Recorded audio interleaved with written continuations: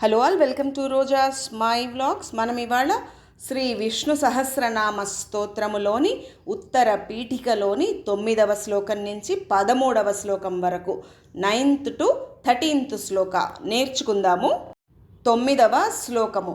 దుర్గాణ్యాతితరత్యాశు పురుషోత్తమం స్తువన్నామ సహస్రేణ నిత్యం భక్తి సమన్వితః.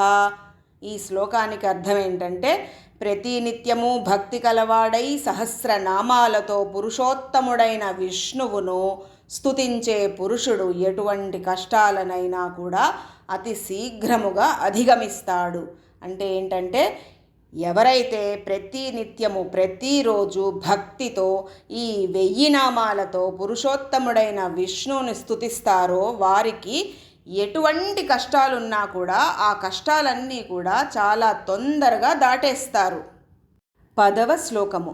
వాసుదేవాశ్రయో మర్త్యో వాసుదేవపరాయణః సర్వపాప విశుద్ధాత్మా యాతి బ్రహ్మ సనాతనం.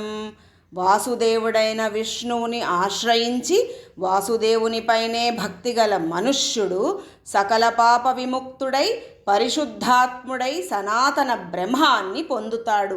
అంటే ఏమిటి? ఎవరైతే కనుక వాసుదేవుడైన విష్ణువుని శరణు వేడుతారో, వాసుదేవునిపైనే భక్తితో ఉంటారో అటువంటి వాళ్లకు సకల పాపాలు తొలగిపోతాయి, పవిత్రులవుతారు. 11వ శ్లోకము. న వాసుదేవ భక్తానామశుభం విద్యతే క్వచిత్ జన్మ మృత్యు జరా వ్యాధి భయం నైవోపజాయతే. వాసుదేవుని భక్తులకు ఎటువంటి అశుభాలు కలగవు. జర అంటే ఏంటి? ముసలితనము. జన్మ అంటే పుట్టుక. మృత్యు అంటే మృత్యువు కదా. వాసుదేవుని భక్తులకు ఎటువంటి అశుభాలు కలగవు.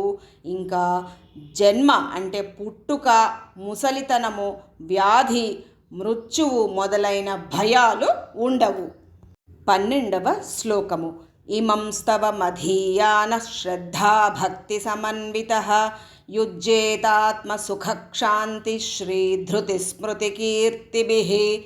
భక్తి శ్రద్ధలతో ఈ సహస్రనామాలను పారాయణ చేసేవాడు ఆత్మసుఖము, సహనము, సౌభాగ్యము, ధైర్యము, జ్ఞాపక శక్తి, యశస్సు మొదలైన వాటిని పొందుతాడు. 13వ శ్లోకము. న క్రోధో న చ మాత్సర్యం న లోభో నాశుభామతిః భవంతి కృత పుణ్యానాం భక్తానాం పురుషోత్తమే. విష్ణువు ఎటువంటి వాడు? పురుషోత్తముడు కదా. అటువంటి పురుషోత్తముడైన విష్ణువు యొక్క భక్తులలో దుర్గుణాలన్నీ తొలగిపోతాయట. ఎటువంటి దుర్గుణాలు తొలగిపోతాయి? కోపము, అసూయ, లోభము మొదలైన దుర్గుణాలు తొలగిపోతాయి.